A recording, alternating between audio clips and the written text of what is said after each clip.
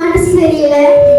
அப்போ வீட்டுல இருக்க விடாம அங்க வேலைக்கு போய் டிஸ்டர்ப் பண்ணிட்டே இருக்காங்க. நான் சூப்பர் ஐடியா சொல்றேன். நான் காலை ப்ரிப்பேர் பண்ணும்போது ஒரு புக் எடுத்தேன். எங்க அந்த புக்? அது என்ன புக்கு?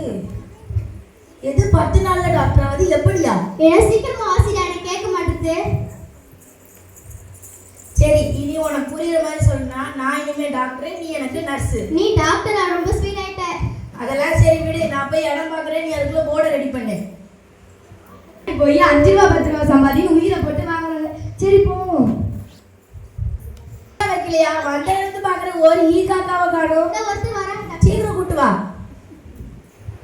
என்ன இங்க புதுசா ஒரு கிளினிக் முளைச்சிருக்கு? கிளினிக் முளைக்கல சார், புதுசா வச்சு வாசிட்டு உள்ள வாங்க. எனக்கு அந்த படிப்பறிவு இருந்தா நான் ஏமா வாசிக்க மாட்டேன்? நீனே வாசி விவரமா சொல்லு. டாக்டர் பீஸ் 500 ரூபா.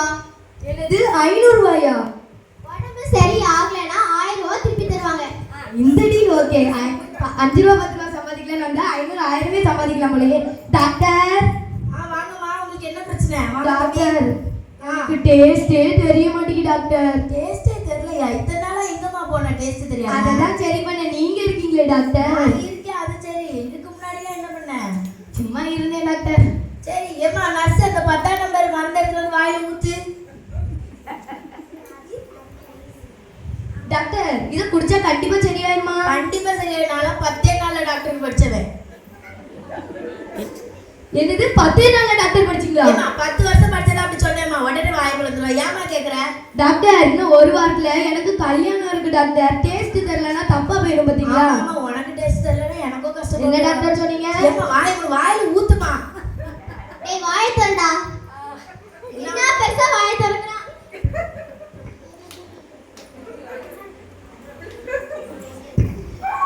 டாக்டர் மருந்து குடுக்குறேன்னு சொல்லிட்டு பெட்ரோலை கொண்டு வாயில ஊத்துறாங்க டாக்டர். உங்களுக்கு டேஸ்ட் தெரிஞ்சிட்டு அப்புறம் என்ன? 500 ரூபாய் எனக்கு தான். போயிட்டு வாங்க.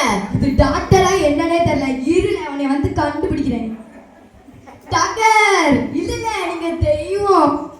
நாய் செய்தி வந்தோனே இந்த பொண்ணு. டாக்டர் எனக்கு ஞாபகம் மறதியே போயிடுச்சு டாக்டர். முதல்ல 500 ரூபாய் எடு. இந்தாங்க டாக்டர். ஞாபகம் மறதி போயிடுச்சா? ஆமா டாக்டர், ஒண்ணுமே நினைவுக்கு வர மாட்டேங்குது டாக்டர். ஏமா நர்ஸ், அந்த 10ஆம் நம்பர் மருந்து எடுத்துட்டு வா. ஐயோ வேண்டாம். எங்கம்மா ஓடுற? உட்காரு. டாக்டர் பெட்ரோல் தூக்கி வாயில ஊத்திடுவாங்க டாக்டர். பாத்தீங்களா, உங்களுக்கு ஞாபகம் வந்துட்டு அப்புறம் என்ன? 500 ரூபாய் எனக்கு தான்மா. இந்த தடவை மாட்டிட்டேன். அடுத்த தடவை வரேன் பாரு இரு. ஏமா இல்லம்மா, சீக்கிரமா போயிட்டு வாயேண்டா. எங்க டாக்டர் பத்தி பூர்வமா சொல்லிட்டு வா. இதுக்கு மட்டும் ஒரு குறைச்சலும் இல்ல. போமா நீங்க. என்ன பொம்பளையும்?